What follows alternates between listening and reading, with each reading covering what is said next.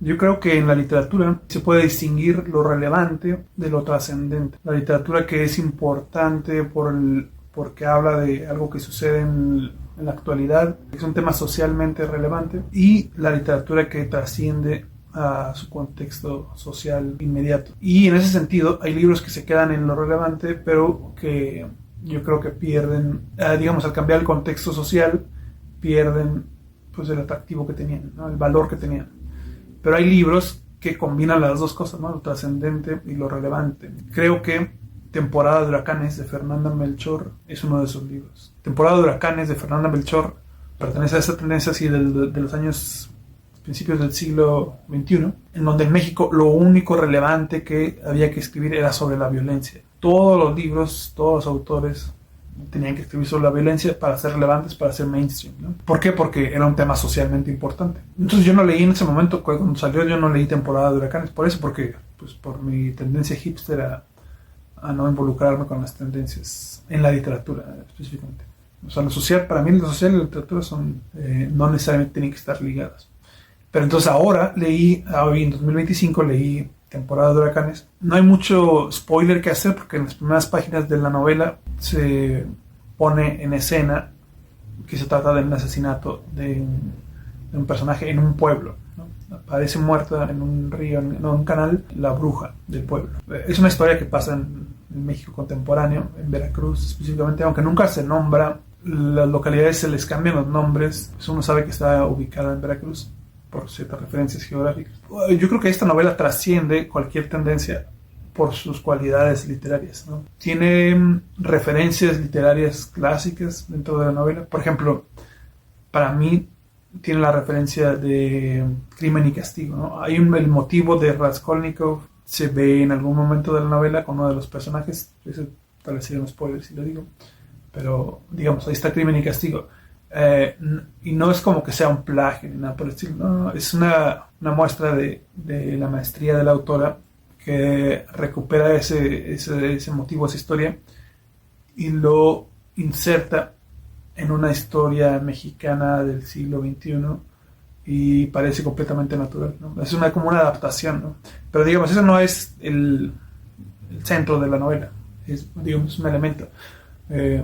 También creo que la novela tiene referencias, digamos, tiene deudas con Juan Rulfo, ¿no? Con Pedro Páramo. ¿Por qué? Por dos motivos. Uno, por la intención de retratar el México profundo, y en la oralidad de la novela. Esa novela es, digamos, la narración está sostenida por la oralidad y llevada a un extremo fascinante. Digamos que cada capítulo, son como 7 capítulos, cada capítulo es un solo párrafo, o sea, no hay un punto en todo el capítulo.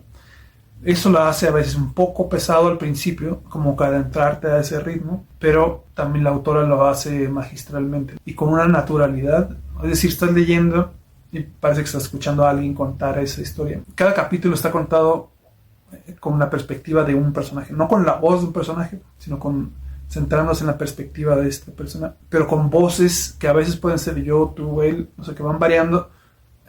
Es como si imagínense que alguien en un pueblo te estuviera contando el chisme de esa persona, y luego te vas al capítulo y te cuentan el chisme del otro y del otro. Entonces, un elemento para mí genial de esta novela es que como la autora logra que te centres en un personaje y le compres su versión a ese personaje, ¿no? Estás hablando la prima y cuentas la historia sobre su primo y dices, ese maldito. Y dices, sí, suena como un maldito hijo de puta. Pero luego el siguiente capítulo es sobre el primo, entonces te cuenta no con la voz del primo, sino, digamos, alguien contándote el chisme del primo, pero entonces empiezas a entender al primo y dices, ok, o sea, sí es maldito, pero pues también tiene su corazoncito, y también sufre, y también tiene sus motivos, ¿no? Entonces así, y luego te va al siguiente y se va al siguiente, y cada perspectiva es tan inmersiva que es muy convincente y es muy atrapante. Cuando estábamos comentando esa novela, decía Claudia, Abanico Literario, decía que el huracán es la narración de la novela, es el huracán, o sea, te atrapa como un huracán y no te suelta hasta que se acaba, ¿no? Y si no, también no puedes dejar la novela porque, aunque lo que se narra es muy brutal, porque refleja violencia, no violencia de narcos y violencia física tanto, sino una violencia muy íntima, que pasa por lo sexual, lo emocional, lo psicológico, ¿no? Entonces, es pesado de leer la novela por el tema así de eso, de que es muy violenta sexualmente, íntimamente, emocionalmente, psicológicamente. Y dos, porque cada capítulo es un párrafo de 25 o 40 páginas, ¿no? Entonces esos dos lo hacen pesado. Es decir, no cualquiera si lo va a disfrutar. Tienes que estar como que en el mood correcto. Pero esta violencia y esta sexualidad como problemática es violenta, es brutal, pero también es poética en su forma, ¿no? Entonces definitivamente, Temporada de huracanes.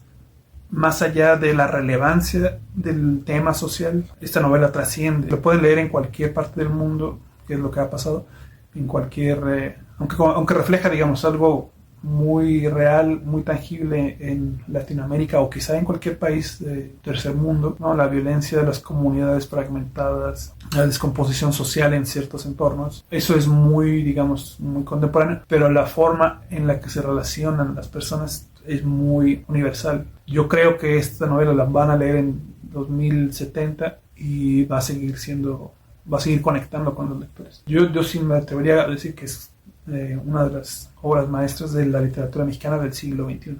Yo lo pondría en el top 5 de las novelas que yo conozco de la literatura mexicana. No lo voy a poner en orden, pero definitivamente pondría Temporada de huracanes, pondría Casas vacías de Brenda Navarro, pondría Canción de tumba de Julián Herbert, que es un poeta que también es un novelista genial. Y los otros dos espacios los dejo vacíos por otras novelas que no he leído, ¿no? O sea, siempre hay que darle lugar a lo desconocido, ¿no? Hay varias novelas y escritoras mexicanas muy importantes, pero como obras maestras yo creo que pongo esas 3 y 2 vacantes.